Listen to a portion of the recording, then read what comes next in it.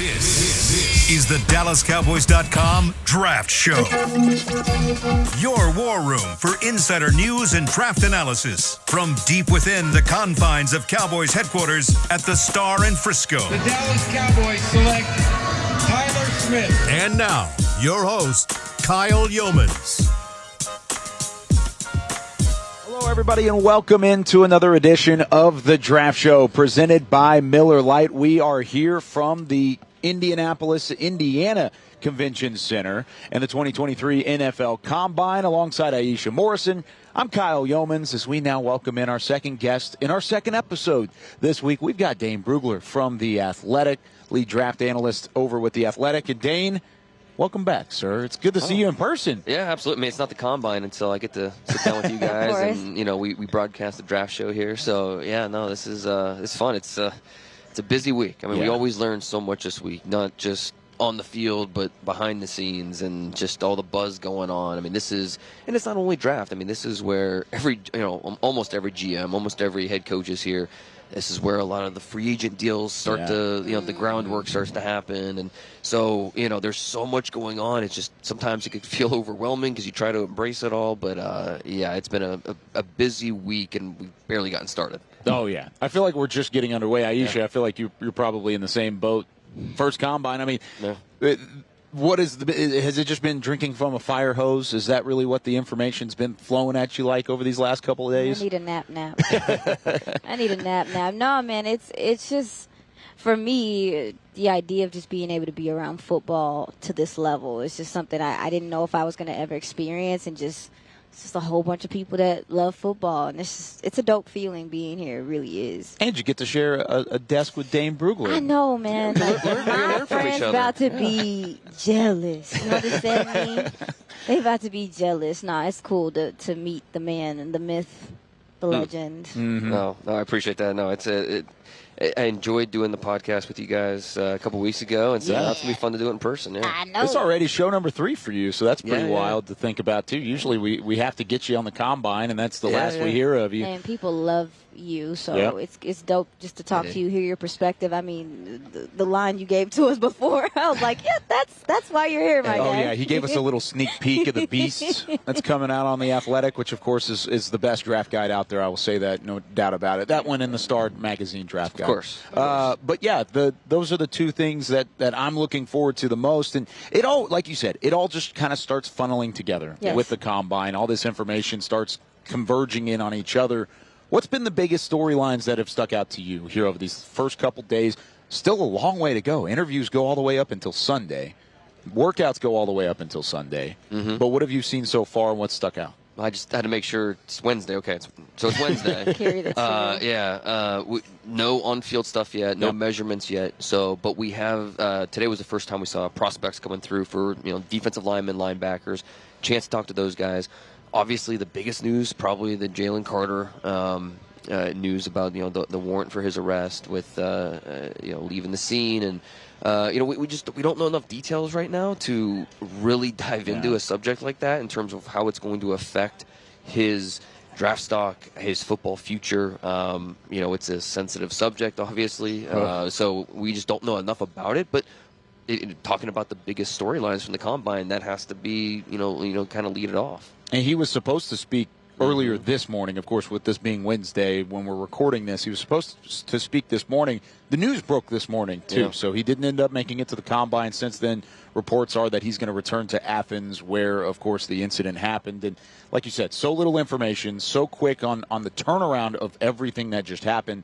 But he was your number one prospect in your most recent top 100 on The Athletic. And I think you're not alone in that fact. I think a lot of people, a lot of teams had him as the number one prospect. Can this shake that? And will this shake that? It's early to tell, but it looks that way, at least in the early going. I mean, and this is why the Combine is so important, is to be able to sit down with these guys, learn more about them. You can watch the tape and see what type of players they are. Yeah. But getting a chance to interview them and learn about them as people, that's such an important part of it, especially at the top 5 pick. We're investing millions of dollars into you, and you're going to be a face of our franchise and a building block to where we want to be and all that. So with Jalen Carter, it just became a little more complicated. And, since he won't be here, he's going to go back to Athens to take care of that, which, understandably so. Yeah. That pushes the timeline with, as teams try to figure out, with Jalen Carter and how this could affect things. So we know what he is on the field. He is a dominant player. The line I keep coming back to with him, the block destruction is special. But now as a person, and there was already whispers about character concerns, things like that. I was told from a scout that went through there that he wouldn't characterize it as character concerns, as more just immaturity, which, for a lot of 20, 21-year-old players in this draft, you could say that about them. They're young. I certainly don't want people to go back when I was 21 years old and to judge me. I mean, it's, none of us want that. So, it's something that has to learn to be a professional, but obviously this new updated information clouds things a little bit. And so it is, as long as, there's time before the Bears have to, run up the card with a name on it, there's always time for something. Remember a couple of years ago with the gas mask, Laramie Tunsil, that happened that day, that night, and so that changed things. So with this Carter stuff, time will tell. We'll give it time to breathe, let it play out. But I wouldn't make any snap judgments that he is or isn't going to be that number one player in this draft. So it's interesting. Definitely. And when the announcement came through and we were getting the notifications on our phones, you could literally feel the energy here change. Like everyone kind of went into this state of, what's going to happen, and everyone's asking questions and wondering what was going on. So that also, to me, put in perspective like how big of a deal it would be if anything happened, and that this player just has such importance on this draft, it seems like, and how things could play out. So I don't know. I felt the disappointment and stuff in the room. Like, you could feel it, Yeah. And even though we know little, it just still was like I personally was like, dang. Well, it's one of the biggest draft storylines you could have. Mm-hmm. You think about it. You just mentioned the Laramie Tunsil situation. You think about some of those other prospects in the past.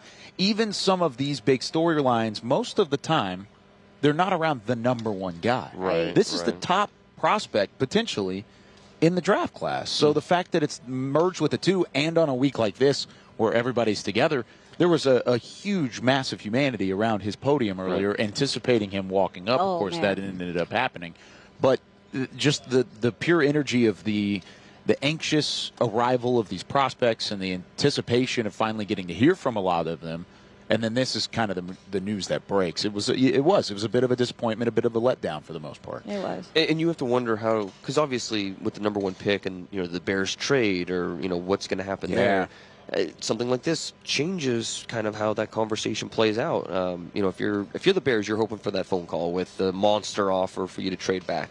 But now with this news, does that change anything with their thinking? So it definitely has an effect on how we project those first few picks. It makes things a little more complicated. Now, we talked a little bit earlier about that Bears pick and whether or not they would trade it.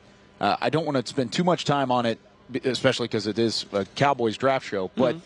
With the Bears specifically, if somebody's going to call, get on the phone and bring that offer, that massive offer that it would take to take the number one pick, is that going to be for a quarterback, or could it be a non-quarterback like a Jalen Carter or a Will Anderson at the top of the draft? No, I think it's a quarterback all the way. I mean, I think if it's going to be that price, right? Right, exactly. Yeah, it got to be a quarterback. And look at the top 10. There's probably 4 teams that are realistically in play to move up. You look at the Texans at 2, Colts at 4.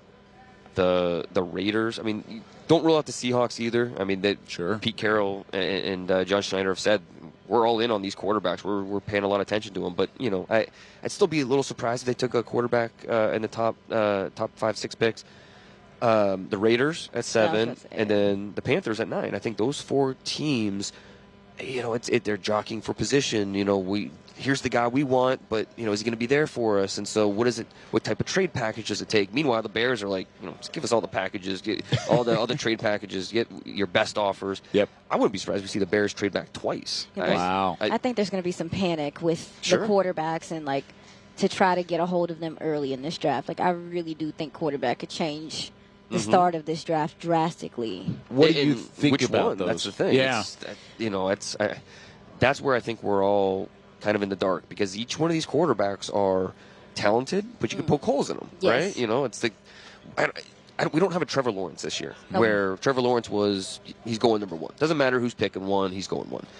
I don't think we have that guy this year. So, could Anthony Richardson be the first quarterback drafted? It's not impossible. If a team really believes in his ceiling and what he could be, he's such a young player. He has under 400 pass attempts in college.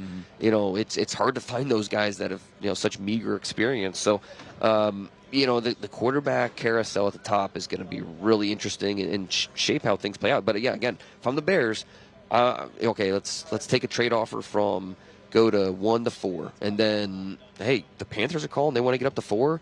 Okay, let's trade back to 9. And meanwhile, you're looking at the Bears.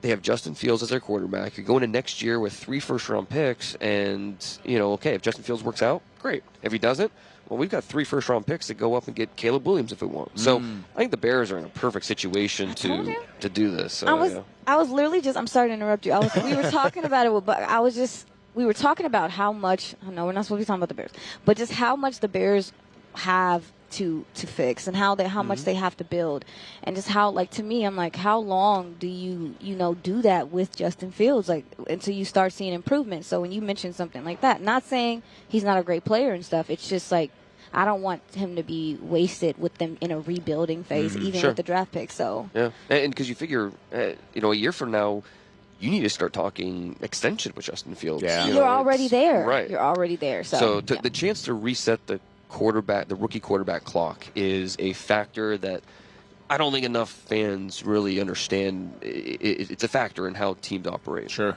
So. Especially if you need that outside help, you need to go and spend money in free agency in order to win, or if you don't have the draft capital, which the Bears could acquire that draft capital by trading backwards, but it's not something that's out of the question to maybe look at resetting that rookie quarterback clock. Something to keep in mind as we move forward. Now, let's take a look deeper down into the draft class, because how could that sort of domino effect the Cowboys? Because if these quarterbacks go early, we've always talked about it, at least over the Dak era, get these quarterbacks up there. Let's take as many quarterbacks. Sure. If we could take 25 quarterbacks in the first 26 picks, that'd be awesome. Let's get it done, right? Because you want the best players that are non-quarterbacks to slide down to you.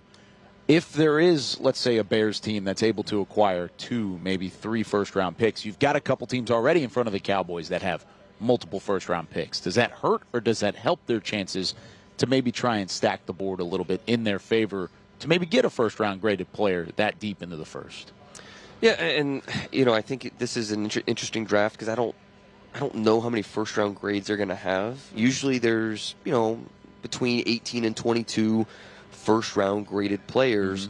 This year, maybe they might not have that many. Where do you stand in terms of first-round graded? I'm more a little fewer than that. I'm more closer to 15. Okay. I don't. Dang. I mean, Dang. Well, am I wrong? I mean, No, you're right. I think I'm about 17, 18. Yeah, okay. Kind of where Buck Right. was, but go ahead. Sorry. and that's. It's not a ton of blue chippers, in this draft where it's certain positions you love the depth. You tight end, pass rusher, running back, really good depth. But in terms of the no doubt about it, this guy's going to come in, be an impact starter for us. It's hard to find those true first round grades. But you know what? Tyler Smith was he a He was a blue chipper? Yeah. No, but they drafted him first round, and you do a redraft tomorrow, and he goes top 10. And they were confident in it too. Yeah. They were. Super They had a first-round confident. grade And we on were him, and Right. that's been confirmed. I mean, that wasn't just blowing smoke. They believed in Tyler Smith at 24 last year.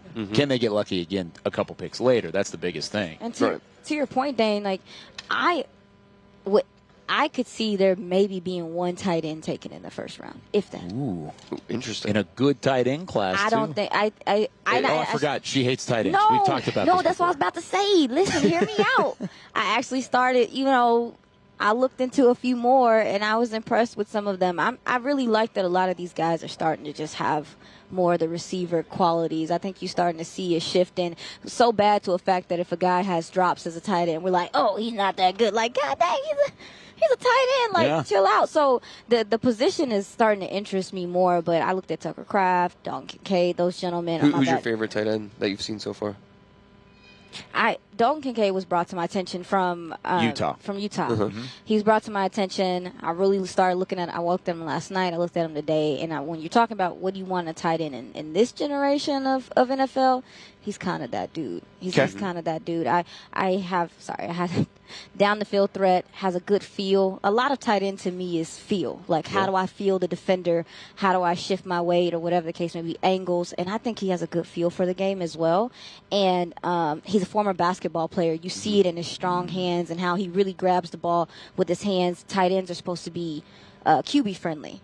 This is a guy you can throw the ball up to and be like, he's down there somewhere. And I think that's helpful for any quarterback at this point. But I just think his hands are so strong, and he can get some things done after the catch. Yak ability seems to be important now in tight end. Like, what world are we in right now? Like, would a Jason Witten with some of these? I'm just being honest. With some of these guys from maybe 10 years ago, be a standard tight end right now. Same thing about linebacker. Yeah, but we'll get there. No, you're right. We'll get there. But yeah, he is my favorite watch so far. Okay. Yeah, there's other guys, but I certainly understand that. I think he might be the best pure pass catcher in this draft. I mean, receivers too. Wow. Like, he is that good as just a pure pass catcher. His ability to isolate the football, go and get it, come down, and then to your point about the yak, he's very, very efficient.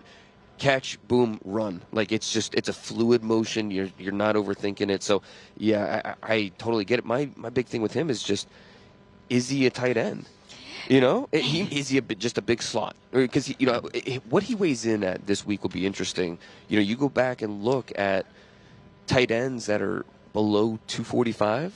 There's not many guys. And he's at 240, 6'3", 240, right? Well, we don't have because he wasn't at the Senior Bowl. That's right. And so we don't have the official measurements yet. In the spring, I think he was 241. So, wow. He's now, could he put it on 5 pounds? Sure, and we'll have to see how that plays out, but. That's because he's more of that F tight end, that joker, the guy that's a hybrid. You want him in the slot, but like Travis Kelce's 260 pounds. Yeah. Like, people always say, "Oh, I want Dallas Clark." Dallas Clark was 260 pounds. People need to remember, like, this. He's still tight end size, where a guy like Kincaid, and so. And that's not a bad thing if he's just a big slot, because you could still be a very productive pro that way. But I think that's the most important thing with these tight ends is they all offer something a little different. Kincaid's a little bit different than Musgraves, who's a little different than Mayer. And so depending on what your offense wants, you're going to look at these tight ends a little differently. I have a question for both of you. Because I wasn't into the draft, but not as much. How much did Peyton Hendershot weigh? I can get it to you. Because give me 2 seconds. Because I think people could have personally. I think some people would have said the same thing about, or similar things about him, because if I'm not mistaken, Peyton only had like 4 drops his whole career. Right. He was that receiver. I got that receiver, but he doesn't have a really huge build. Yeah, 6'4", 250 is what he weighed in at the combine. So, even Ferguson, how big was Ferguson? Well, I tell you what, Jake was 6'4" plus 250. So he was. Jake has a little bit more size, and you could see that in his game. But Hendershot. I thought that some of the reason why he went undrafted was because of size and blocking ability. So when you talk about Kincaid, I mean, I think Peyton is someone that is going to have success in this league as he, continues to develop. But that's the body type seems a little similar to me. I could be wrong, but I just was asking you guys. The lightest tight end to get drafted last year was Chigozum Okonkwo from Maryland, Titans, 238, and he was 6'2". So you talk about a guy who could maybe be a big slot. Yeah. He was kind of fitting that mold. He wasn't as good of a pass catcher as these guys that we're talking about with Kincaid, but another Dalton Schultz, 244 at the combine. So a guy that was below that 245 mark, and he kind of built into that frame he too. Did. Yeah, tight end is a position.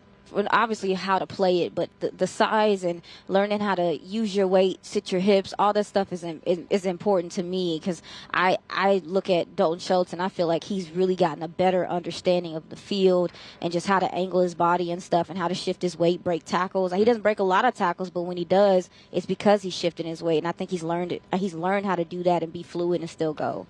And I think just to your original point about maybe one going in the first round, it would be really interesting when we have such a talented group of tight ends at the top. Let's go back 15 years and look at the list of first-round tight ends. It's not an impressive group. It's really not. And But you go back and look at the top tight ends drafted second round. It's actually better than the group of drafted in the first round. So why is that? Well, and that's the thing is like, how do you? Each team will look at it a little bit differently. So it's like, okay, well, we'll draft a tight end in the second round. You know, it's not quite that easy, but you know, it's there's something at least to that where there for some reason these first round tight ends have not. I mean, okay, the last 15 years, the tight end drafted in the first round who has lived up the most to his potential is maybe Njoku, maybe Hawkinson. I mean, it's not really that impressive. Ingram's kind of falling into that with a different team. Yeah, he's right? starting to come Well, he's on. kind of finding that rhythm. Team, right? What round was Dallas Goedert taken in? Second round. Yeah. Barnacles. Yeah, right. But also, too, I feel like tight end is very similar to what you said. Some people are going to look at Musgrave and be like, heck yeah, because of the run blocking and all that stuff. But then a lot of people, from Oregon State. from Oregon State. He's going to put on a show here. Just telling you right now, he's going to put on a show. Yeah, do you think so? He is. I think he might be one of the best athletes here, regardless of position. Tater tots. And he's at 6'5", 255, and he's going to run around like that? I tell you what, he was a four-sport guy in high school. Let's see if you can name the four sports. Okay. I'm not about to do Football, right. basketball, because he's a tight end. No No? basketball. Nope. Ooh, now this is going to get interesting. Baseball? Nope. Oh, my gosh. Water polo. Stop It started getting weird. Ultimate Frisbee. No, you got one. Baseball? Nope. No baseball. No. Okay. Is he a swimmer? No. Come Okay. on, guys. This Got is, three more this sports is to go. wild. Track? Track. There you go. Okay, That's okay, fair. okay, I should okay. have probably Big-time put track that one up there. numbers. So, Soccer? Nope. Two more. I'm about to give up. Tennis. What No. what sports are we talking about? Oh, he wrestled. Wrestling. Is he wrestled? Nope. He wrestled? Okay. Our producer Alex brought that He one did out. not help at all. That's a good question. What are the other two? He prepped in Oregon. I don't know if that helps or not. Lacrosse? Lacrosse. Okay. One I was more. about to say lacrosse, but I thought that would be satire. No. And Lacrosse is a great I know sport. it's There's a real lot of sport. I overturn. know it's a real sport, but I didn't know. There's not. Every school offers lacrosse. Like it's not just my first guess. On the West Coast, they do. Right. Oh, they do? West Coast is big time lacrosse. Well, learn me East something. Coast too. East Coast has a The ton. fourth one is skiing. So his No balance way. is insane. That is, as I say, the hips, the balance. Yep, exactly. I think that's where he gets a lot of it from. I think you can see it on the football field. So I do think Musgrave is going to put on a little bit of a show here. Well, so my question to that was, no, you're okay. Thank you for that. But I feel like the tight end position, because of like when we talk about the second round being, it's like it's a skill position, but it's not. Like I feel like it does. It takes a lot of skill, but I think people feel like they can develop that skill as opposed to you need to have it right away. So I think that's why folks decide to, scouts and stuff, they decide to go later in the later rounds.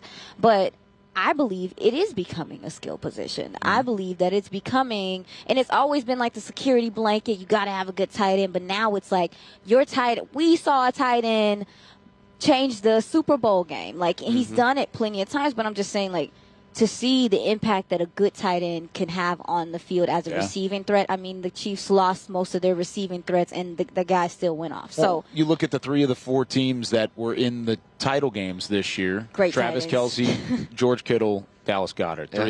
Probably the top 3 outside of Mark Andrews in the league right now. Make that argument, yeah. So, tight end is legitimately in.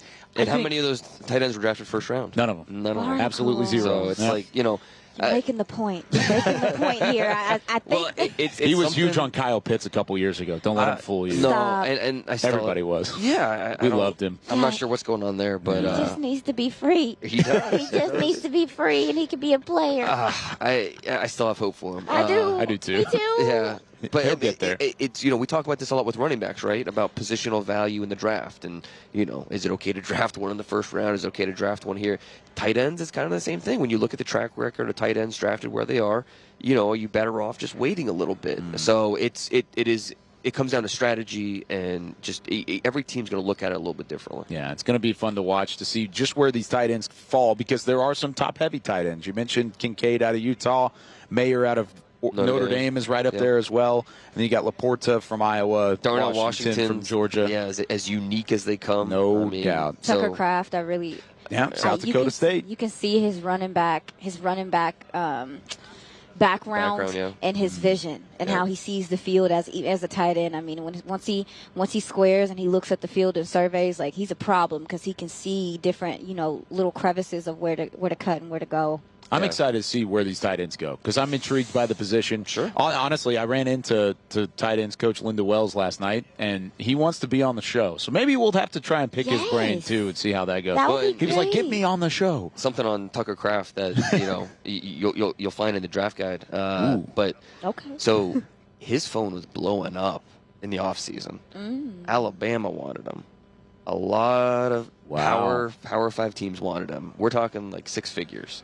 NIL, yeah. And he decided to stay put at South Dakota State. He decided to won a national championship. Yeah, he did. Yeah. And I think they would have beat Iowa if he doesn't get hurt in that season opening game. Yeah. I think his impact was that great.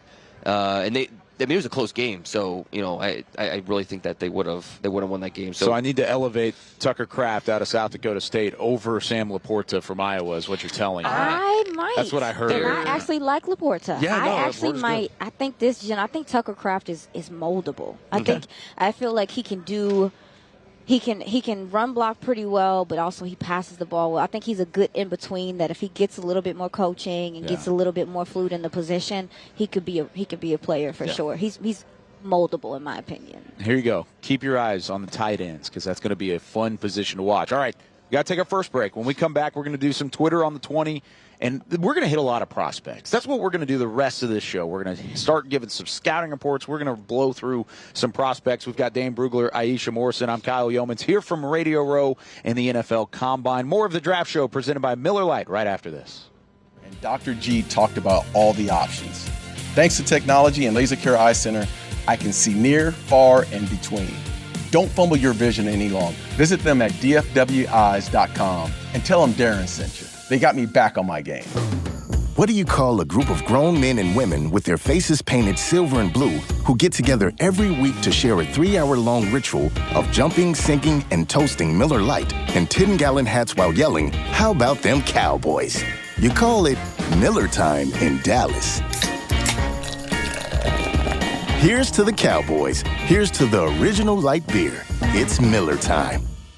Celebrate responsibly. 2021 Miller Brewing Company, Fort Worth, Texas.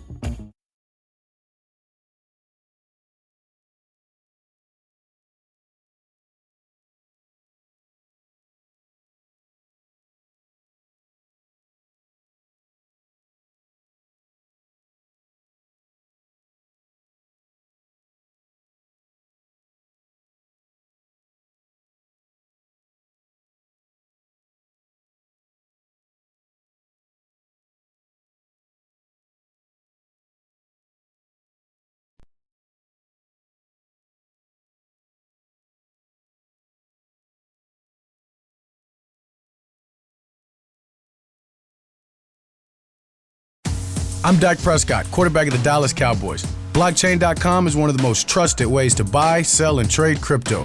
Whether you're always on the go or stay closer to home, Blockchain.com is just a few taps away. Put the power of crypto in your pocket, so no matter where you are, you can trade on your terms and build a crypto portfolio to fit your life. For crypto pros, rookies, and anyone in between, Blockchain.com makes it easy to own a piece of the future. Blockchain.com, trusted by millions, trusted by America's team. In a stressful world, Lincoln provides balance and calm amidst the chaos by creating sanctuaries that move you through the world with ease. Our vehicles make your time richer and more uplifting with human-centric design, intelligent technology, and powerful performance. As the official luxury vehicle of the Dallas Cowboys, driving a Lincoln is just another way to show your team pride. Experience our full lineup of luxury vehicles, including the Corsair, Aviator, Navigator, and Nautilus at Lincoln.com. What do you call a group of grown men and women with their faces painted silver and blue who get together every week to share a 3-hour-long ritual of jumping, singing, and toasting Miller Lite in 10-gallon hats while yelling, "How about them Cowboys?" You call it Miller Time in Dallas. Here's to the Cowboys. Here's to the original light beer. It's Miller Time. Celebrate responsibly. 2021 Miller Brewing Company, Fort Worth, Texas. Star Sports Tours is the only official fan travel partner of the Dallas Cowboys, offering exclusive game weekend travel packages with pregame sideline access and photo ops with current players, cheerleaders, and Cowboy legends. You want to stay at a team hotel, attend the best tailgate party in Texas, tour the Star, and talk X's and O's with me, Everson Walls? With Star Sports Tours, you can. Visit cowboystravel.com to book your travel package today. This is the DallasCowboys.com Draft Show. Welcome back into the Draft Show presented by Miller Lite. We are live from Radio Row at the NFL Combine in Indianapolis, Indiana, alongside Aisha Morrison and Dane Brugler. I'm Kyle Yeomans. It's time now for some Twitter on the 20. Twitter on the 20. We don't have the sounder, Dane. Sorry. I could have fooled me. Yeah, you know. Hey, we're pretty good. All right. We have this one question. I don't want to say his name on air because I feel like there's something weird here. But tell me more about defensive end Felix Onyebuike Uzama from Kansas State, correct? Yep, a late bloomer who, really didn't have a ton of offers coming out of high school in the Kansas City area, and he was going to go to North Dakota State at one point, and Kansas State came in the mix really late, and he redshirted. He was a young player, and he just really blew up. I like him a lot. He was really productive. For my pass rushers, I want a little bit more at the top of the rush in terms of just being a little more explosive and getting around the corner. But how do you argue with his production? He's a guy that just and he's really smart. Like he's a guy that sets up his rush. He studies his opponent. He knows the blocker he's going up against. He knows how to set a trap. He knows, okay, this tackle, he's setting hard on his outside foot. So he's going to push up, and then go with the inside move. I mean, he understands. A lot of pass rushers, they're just going to go throw this kitchen sink at him, whatever. But this is the type of pass rusher that understands the type of blockers he's going up against, and then how to use that against them. So that even though I'm not super high on him, he's not a top 50 guy for me, but I really like him in that day 2 range, and I think he's going to have a long NFL career because of how intelligent and cerebral he is at attacking the quarterback. What did you see, Aisha? I have not gotten to him yet. Oh, you haven't? No, and I'm not about to sit up here and talk to him like I have. That's okay. That's fine. That's why Dane's here. That's why we got to get into it. Yes. Have you seen Mozzie Smith? Yes. From Michigan, defensive lineman. We didn't get a chance to hear from him today. He got caught up in medicals, and he never actually made it to the media side of things. I've heard some background interest from the Cowboys side of things because he's one of the best run stuffers in the draft, or at least that's his calling card coming out of college. What have you seen from him that would impress you, and is he an option at 26? So, I mean, yeah, like we were talking about, it depends on what you're looking for. Because a lot of these DTs or D linemen, I feel like with the Cowboys, they've gone for guys who can rush the passer, but then they're going to stop the run on the way to the passer. This guy right here is a run stopper. Do I think he could add, some pass rush stuff to his arsenal? Absolutely. I wanted to ask him that today to see if that was something he's working on. But he is such a willing run stopper. You see him at the bottom of piles all the time. He is not afraid to get in there and get dirty. But also, too, I like how he disengages. I like how he gets guys' hands off of him. And I was looking at him, the battle between him and Steve Avila from TCU. We talked about it. I wanted to ask him. I felt like that was his hardest battle. And Avila took him. They went at it. And it was one of the best. To me, it was one of the best matchups I've watched. Just man on man, power on power, and also technique on technique. Yeah. Because to get off of the blocks the way that Mozzie does, I'm curious to see how well he two-gaps. If he does decide to two-gap, I feel like that's something in the league now that some guys can do and some guys can't. I talked to Hankins about that in the locker room, and he was just saying that you think more. You have to think more when you're two-gapping, and if you make the mistake, if because you're taking it's technique. Yes. Yeah. Yeah, and so for him, I feel like if you want a guy to come in and eat up double teams and two-gap and possibly two-gap later on, I think this is a guy you can bring in and immediately see a difference just from the middle of your defense. And he going to get bigger.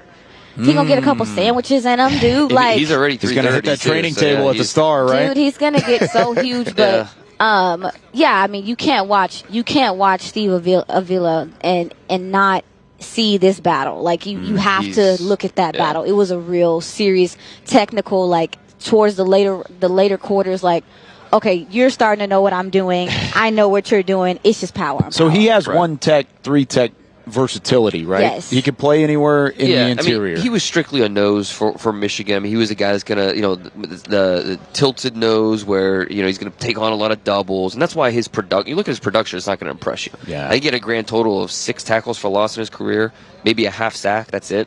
But when you look at what he was asked to do, I mean, he was more than fine occupying that role. Yes. He was number 1 on Bruce Feldman's freaks list. This guy is a powerful guy. Talking to Mike Morris about him, the Michigan defensive end, he's like, you guys don't see what I see in the weight room, in the locker room. The way this guy works, we call him the gorilla. Like, he's just unbelievable strength. Like, it just comes from all these weird places in his body. So yeah, he's a guy that's unselfish, doing the dirty work inside, but I do think there could be a little bit more in terms of getting upfield and attacking gaps. And so yeah, Mazi Smith, I'll be shocked if he falls out of the top 40. It's more of a question of, okay, does he get into that first round or not? So, and that pretty much comes down to teams and their belief, how much, the pass rush potential, what is that?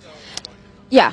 Would you take him in the first round? Would he be one of those guys? Yeah. That's what you're looking for, right? Yes, it depends on what you are looking for, because some of these DTs, like, I feel like moving forward, some teams are looking for some pass rush ability from them. So I really think that could maybe be a knock on him, quote unquote. But if you just want a guy to come in, I mean, like we talked about, I feel like the Cowboys for the first time in a long time saw what a true nose can do for your whole defensive line, how it frees up your linebackers, how it frees up, and obviously Hankins is not a gentleman that I don't know if you plan on keeping for an extended period of time. I would love a gentleman like this to come in to man the middle of this defense and kind of slow down the run. Absolutely. The name I wrote down was Brandon Mebane.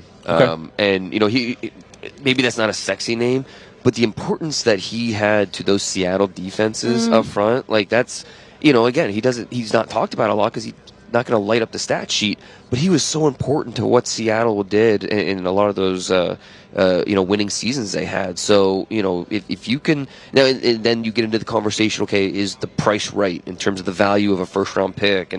But I think if that's what you're looking for in your defensive line, I mean, you can absolutely you make a case that he belongs there in the first round. Yeah. Ooh, interesting to keep an eye on. Like I said, I've heard interest. I really have from the Cowboys side of things because of his run stuffing ability. That makes sense. And it sounds that everything that you're telling me right now, and I don't know a ton about the background of the player, but all the background you're giving me at the moment, it feels like a Cowboys side sort of pick. This type of guy that Will McClay is going to kind of rally around and put into his locker room. Keep an eye on Mazi Smith moving forward. All right. Will a good combine for Datavian Wicks, would that give him a 3 to 5 round possibility for the Cowboys if he has a really good combine? He's tough because you watch his 2021 tape and you're like, okay, this guy is big, he's talented. Wide receiver from Virginia, by the way. Yes. I forgot to say that. But then you watch his 2022 film and it's a disaster. And really just the entire Virginia offense was below average. It was tough to watch. But Wicks really struggled this year. But you see the talent with him, and so he's one of those guys that it will probably take me the entire process to get a good read on him where I feel comfortable. Okay, this is what he is. This is what he'll be at the NFL level, because it was just so night and day different junior year to senior year. So the drops are frustrating with him, but he's a big athlete who can make plays down the field. So I think, right now I've got him in that 4th, 5th range. Could he get in that top 100? Sure. I think it's certainly possible because, again, he's big, he's athletic.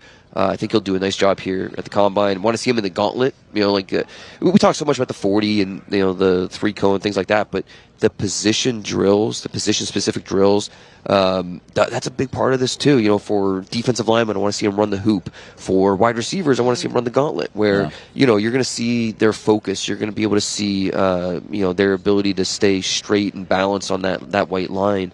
How quickly they pluck, put it away, keep going. How quickly they pick up the football. So yeah, that's a big thing for Wicks, is to see how he does the gauntlet this week. Why do you think that is? Why do you think? Because he's not the only player. I think a lot of people can say the same about. I mean, I personally can say the same about even Will Anderson in comparison to last year. Sure. Why do you think that is? I've heard different reasons. There are different reasons as to, I know my draft stock is here, or a team's figuring out kind of what you like to do, your tendencies. Right. What do you kind of attribute Wick's kind of his tape this season in comparison to last season? That's the job of the scout, right? You have to be a private detective. You have to figure out. You have to let's dive in. Look at coaching change, injury. Yeah. New quarterback, you have to take all these factors and figure it out. It really is like you're a detective. You have to take the evidence and come up with a conclusion. And that's why scouts, they have to be fortune tellers, they have to be psychologists, they have to be detectives, they have to be wear all these different hats. And a guy like Wicks is a good example of how you really have to be a detective.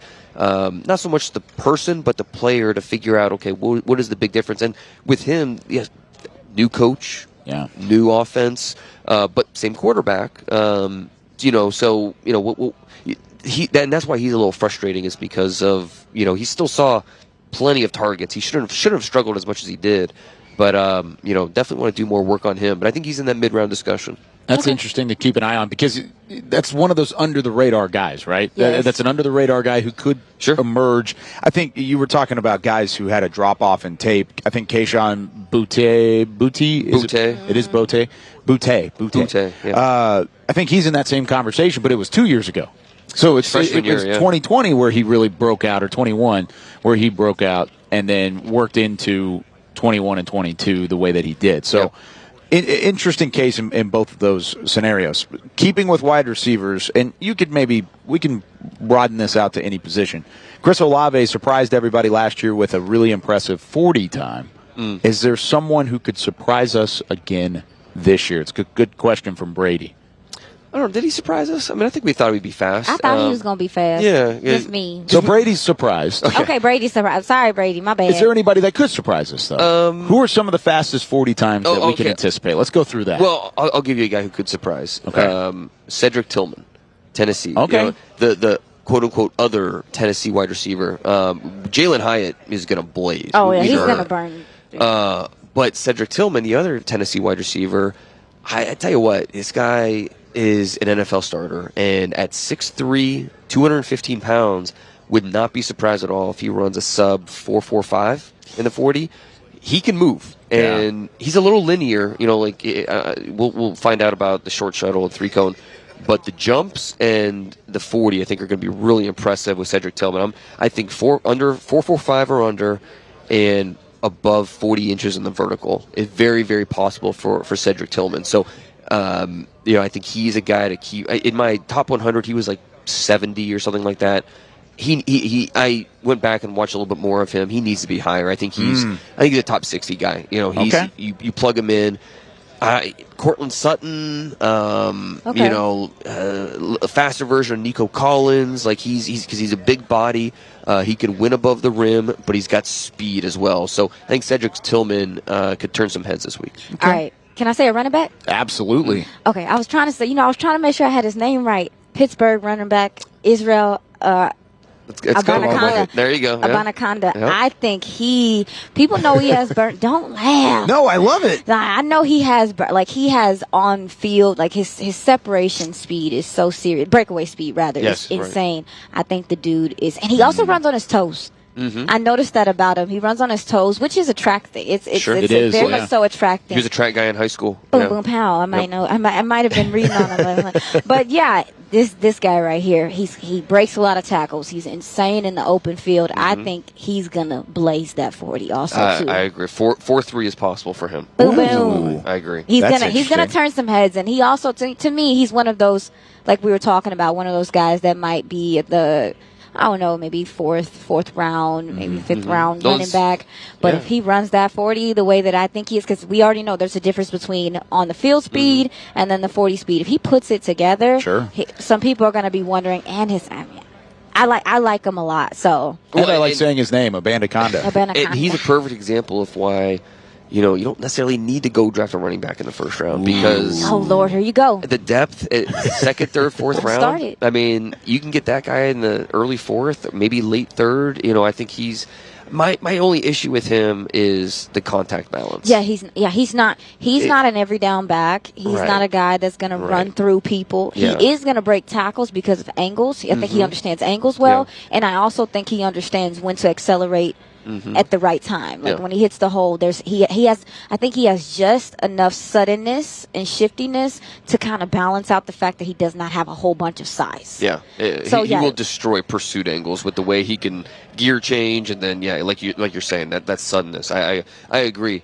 But no, the holes won't be as profound in the NFL to be able to do that. So it's like, okay, full-time back, probably not, but a guy that could come in and be a really productive part of your offense, yes, he can definitely be that. So, like, potentially on a team that, like, franchise tagged the running back in the offseason that's got some explosiveness with it. I mean, I just wanted to throw that out there. That might like to use running backs as receivers as like a sometimes. 1-2 punch, and you maybe use them out of the backfield and maybe block sometimes. Yeah, no, that sounds. I like his hands too. I think he has strong hands for the times that he did get to kind of show his receiving qualities.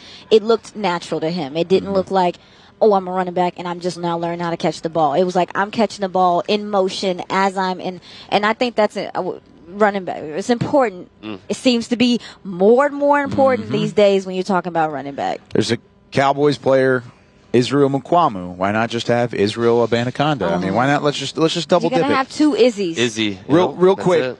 Out of those two, Israel Abanikanda out of Pitt and Devin A-Chain out of Texas A&M, two running backs. Which one's going to run a faster 40 this week? Which one do you think? A-Chain's my pick for the fastest. Ooh, out of anybody. I think he's my favorite. I'll go with A-Chain there. I mean, he's got that scary speed. And you see it on the field. Obviously, he ran track for A&M. Yeah. In March, he ran a 20.20 in the 200 meters. And to put that into perspective, didn't he medal in the SEC championships? Yeah. Well, to qualify for the Olympics, you have to be under 20.24, and he was 20.20. So wow. I mean, just scary That's speed. Nuts. So, and this is a football player first, track athlete second. But I am interested to see where does he weigh in at. He's listed at 185, and that's not many running backs are sub 190 in the NFL doing big things. So. But you have to factor in, as soon as he was done with football, he joined the track team. So it's not like he really focused on adding weight, developing his body. He's probably really lean. Right, exactly. So, but preparing for the combine, preparing for the NFL, how much is he going to weigh? So I'll be paying close attention to his measurables when they come out. A couple other sandwiches to kind of fit into it and try and build them up a little bit. That Bryce Young plan. Yeah, no doubt. Let's go into our second break. Before that, tax season can be more stressful than a last-second Hail Mary with the game on the line, or more stressful than draft season. Overcome your taxiety today with Liberty Tax, a proud partner in the Dallas Cowboys. Book an appointment at libertytax.com/Cowboys. More of the Draft Show coming up next, right after this. I'm Dak Prescott, quarterback of the Dallas Cowboys. Blockchain.com is one of the most trusted ways to buy, sell, and trade crypto. Whether you're always on the go or stay closer to home, Blockchain.com is just a few taps away. Put the power of crypto in your pocket, so no matter where you are, you can trade on your terms and build a crypto portfolio to fit your life. For crypto pros, rookies, and anyone in between, Blockchain.com makes it easy to own a piece of the future. Blockchain.com, trusted by millions, trusted by America's team. In a stressful world, Lincoln provides balance and calm amidst the chaos by creating sanctuaries that move you through the world with ease. Our vehicles make your time richer and more uplifting with human-centric design, intelligent technology, and powerful performance. As the official luxury vehicle of the Dallas Cowboys, driving a Lincoln is just another way to show your team pride. Experience our full lineup of luxury vehicles, including the Corsair, Aviator, Navigator, and Nautilus at Lincoln.com. What do you call a group of grown men and women with their faces painted silver and blue who get together every week to share a 3-hour-long ritual of jumping, sinking, and toasting Miller Lite in 10-gallon hats while yelling, "How about them Cowboys?" You call it Miller Time in Dallas.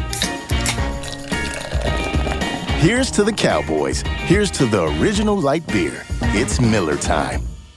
Celebrate responsibly. 2021 Miller Brewing Company, Fort Worth, Texas. Star Sports Tours is the only official fan travel partner of the Dallas Cowboys, offering exclusive game weekend travel packages with pre-game sideline access and photo ops with current players, cheerleaders, and Cowboy legends. You want to stay at a team hotel, attend the best tailgate party in Texas, tour the Star, and talk X's and O's with me, Everson Walls? With Star Sports Tours, you can. Visit cowboystravel.com to book your travel package today.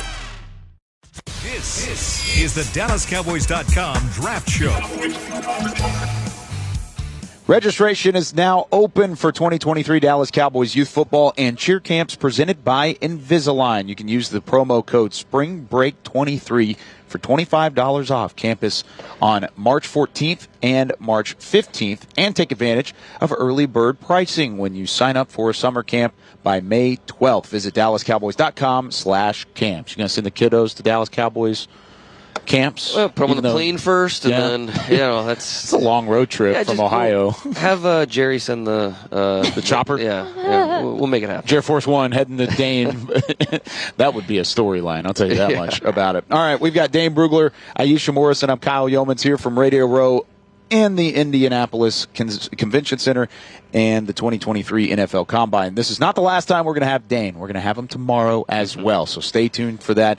Tomorrow afternoon we'll have another episode out, but we'll wrap things up this way. I want more, tell me more. I asked this question to Bucky in the first part of this. Okay. Since the last time we talked, who's been your favorite film study?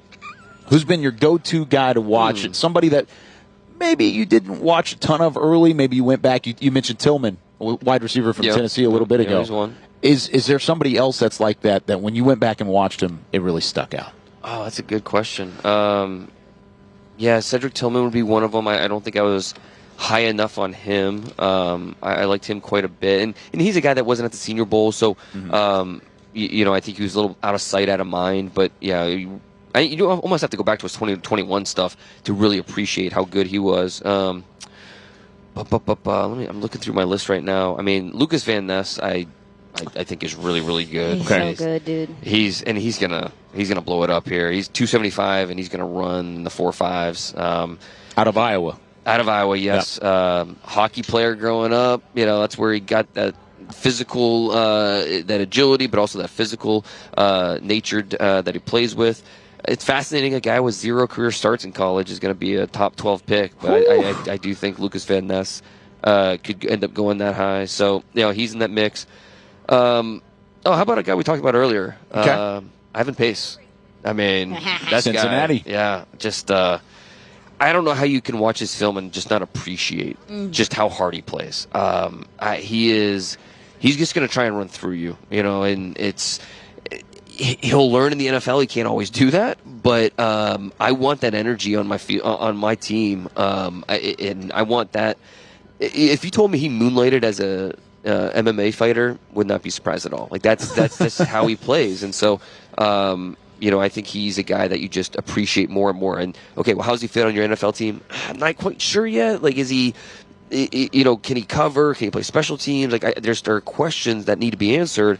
All I know is he's just a darn good football player, and so the more you watch him, the more you appreciate him, and it's like, man, I want to find a way to get this guy on my team. To your point, I was at his interview, and he talked about wrestling. He wrestled for 13 years, and he said he wrestled as long as he played football. And he said if you're playing linebacker, like you need to wrestle. So he had it as a prerequisite to playing linebacker. Yeah, absolutely. And that's actually what I have on. It's hard to get your hands on him. He diagnoses really well, like you were talking about, and he just. Like you said, he is one of those guys that you have to really, in your mind, kind of throw out all the stuff that we're supposed to know about linebacker and just enjoy watching this player play football at a high level. Yeah. Like, it is like that with him. So it was dope hearing him talk. And he does not care about his size at all. No. He is not thrown out. And as someone that's 5'1", definitely, I felt that. Like when he said today, he was like, I don't care about, I don't really care about how small I am. Aisha was in the back, like, yeah,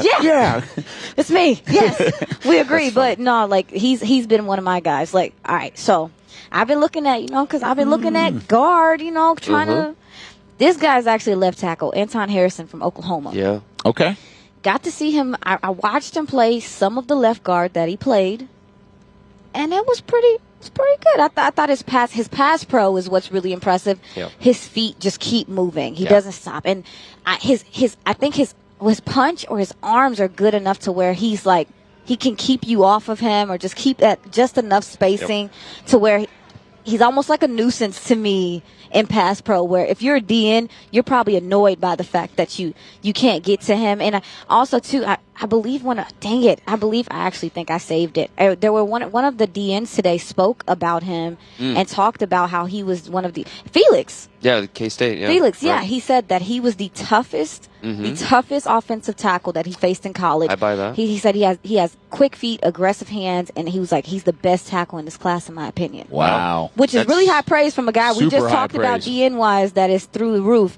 I also, too, I watched him against Keandre Coburn from Texas, who was someone that I mentioned on the draft show. And Keandre got him that first couple plays of the game, and it was crickets after that. It was real quiet from Keandre for the rest of the game. No doubt. He's actually one of those guys, too, that once he figures it out, he figures it out. And He's young. He's he just turned 21 years old like last week. so smart. Like he's so a smart. young player. So. He even has the ability, like we don't see it that much in a lot of offensive linemen until later in their career, but the ability to have the awareness to disengage, help out their buddy, and get back on their play is something that even I think Tyler Smith had to learn and get better at this season. He does this well already. So I was just seeing a little bit of the flex. He had to step in at guard this year, well, in 2022 for a few games, and I thought he played more than well enough there that if you did decide to maybe slide him in, he gets some coaching, this guy might be a player at guard as well, even though he's a left Interesting. tackle. Where do you have him? I mean, he was like number 60 on my top 100. So, Yeah, so he's not. But I'll tell you what, we've seen worse tackles go in the first round. So if Anton Harrison ends up going in the first round, that shouldn't surprise anybody. That's just a value to the tackle position, right? Yeah. Sure, absolutely. And so, I mean, Anton Harrison's a good player who would not be surprised at all if he ends up going top 40, top 30, because a lot of what you said, the light feet, the fact that he just turned 21, his entire rookie year he's gonna be 21 years old, and he's still learning, and you feel not just who he is now, but what he's going to grow into. Yeah, it's pretty exciting. It's very natural. Cowboys valued that with Tyler Smith in his youth coming out of college. And even though he had experience, which Harrison does as well, you have that youth to kind of combine the two with it. That's something to keep in mind as well. Tell me more about Keon White, edge rusher out of Georgia Tech. I got notes in here. I got notes on him. Fascinating background. You talk about a guy who, his junior year in high school, he was a 205-pound center. Okay? Wow. No buzz on this guy as a recruit. Was this like a 2A school, or was it like a legitimate school? No, yeah. I mean, he his body. Garner High School in Garner, North Carolina. Yeah, his body hadn't developed, like that type of thing. And then he moves to tight end and defensive end as a senior, and no offers until like right before signing day. And Old Dominion gives him a shot. Okay. So he goes to Old Dominion. He's a tight end. He's a blocking tight end. He's got like 11 catches. And then they say, well, let's try to move you to D end. Move to D end, okay. And then COVID happens, and so he has to. Old Dominion cancels their season. He's like, I want to play, so he transfers to Georgia Tech. And then before the 2021 season, playing basketball, just dislocates his ankle. So he's out basically all of 2021. Came back, but he wasn't 100%. So really, this year is like the most we've been able to see him healthy and at defensive end, and he's a freaky athlete. Yeah. But six-year senior, so he's been in college a lot. Older guy, but he's another guy that's going to test really well here. He moves really cleanly. He's got power to him. He's 285, but he moves better than some guys that are 255 pounds. Yeah, that's one of the things I wrote down about him was we don't know. Like he could be really great. Sure. Or injuries might be a thing because, like you said, they have attacked him really this last couple They've years. compounded upon each other. Yes, but to your point, Dane, he is such a presence on the field. You can, I've never been on the field with him, but I feel like you could probably feel him, and the speed to power is there. I feel like the hand tech could get a little bit better, but at the same time, I think he disengages pretty well as well. I was impressed with him. I'm just a little on the fence with the nature of, especially when you start talking about ankles and stuff like that with a guy that, I mean, as a DN, you need to be able to do all those things. So. And he's really smart. He wants to get into real estate. Like he's very business focused. He was an interesting guy to talk to.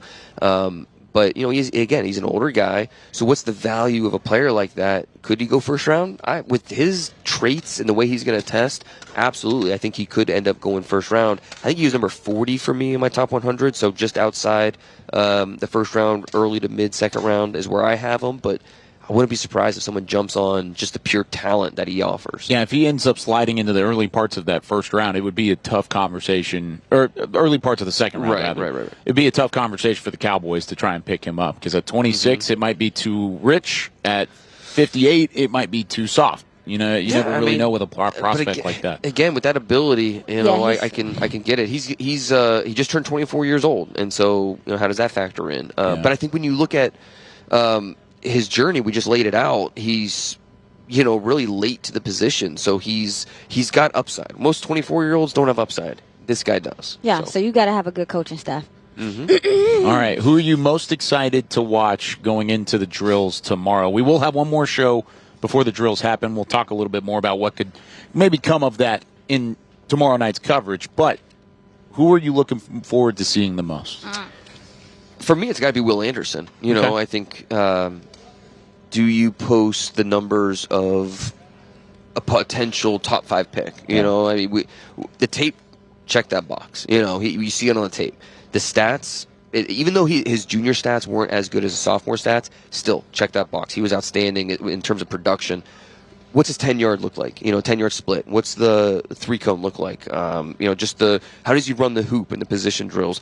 I want to see him look like a top 3 pick, top 5 pick, because everything else about Will Anderson says he is. So I just want to see it on the field, just to because again, that's what the combine is. It's cross-checking exercise, making sure that you're verifying what you saw on tape and what you see in the stat sheet. It's verified here. I just want to see Will Anderson be able to do that. Can I say two? Yes, of course. Okay, so DeJuan Jones. Yeah, Ohio State is one of the gentlemen I'm really looking at, because we only saw him for one day at the Senior Bowl. He came in there. He showed his feet look far improved from what I saw to him at the Senior Bowl in a few drills that we saw him do. Prior to that, I saw him. For a 370-pounder. True that. I saw him struggle with the speedy edge rushers, and he puts them in a seatbelt in the Senior Bowl. So want to see how he tests. Strap them in. Yeah, and I think he could change. I think the conversation about him and Osiris could change with how they grade out, how they test here. Wow. So those are those gentlemen there. And then also too, Will McDonald is a guy that already like Iowa State. Another multiple sport athlete, skateboards, martial artist, all this stuff, incredible balance.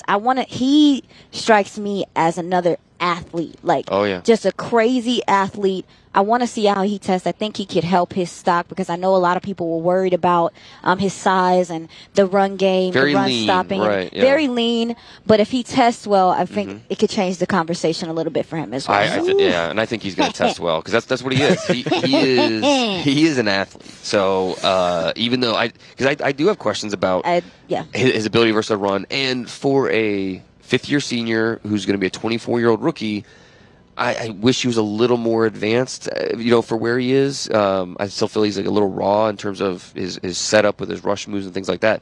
But there is no question about his athleticism. Yeah, he should tear it up here. So I'm not going to be blasphemous. I'm not going to say that. But as far as the rawness, the athleticism and stuff. No. Where are you going with it? No, I'm just saying, we've seen a guy like that, and he got some coaching, and he's better. Who is that? Number 11. Micah Parsons. But I'm just, with D in right now, to me, I'm looking for, I've been telling you, pursuit and athleticism is so important to me, because of how much the RPO is involved in this game, run action, that stuff. The guys that aren't that athletic at end are struggling. They show up. I'm sorry, please don't get me.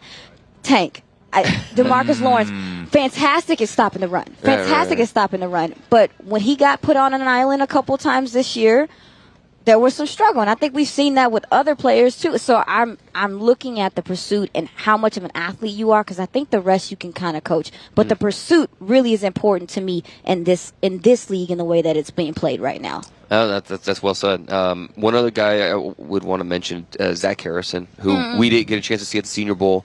But what school? Ohio State. Okay. This guy is going to test big time, and he is 265, and I'll put the over/under on his 40 at 4.53. Wow. Yeah, he's got that type moving. of speed.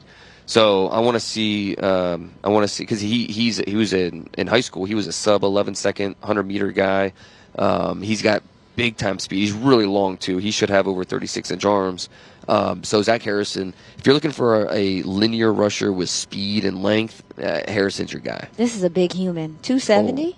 He's going to be rolling like that. Between 260 and 270, probably. Yeah. Hey, don't get in his way. Fun stuff. This is what we look forward to in the Combine, is chopping it up like that. And we're going to do that a little bit more tomorrow with Dane Brugler from The Athletic. Dane, thanks so much for hopping on. And thanks for the invite. We'll talk to you again tomorrow. This is what I come here for. This is what do. the excitement is.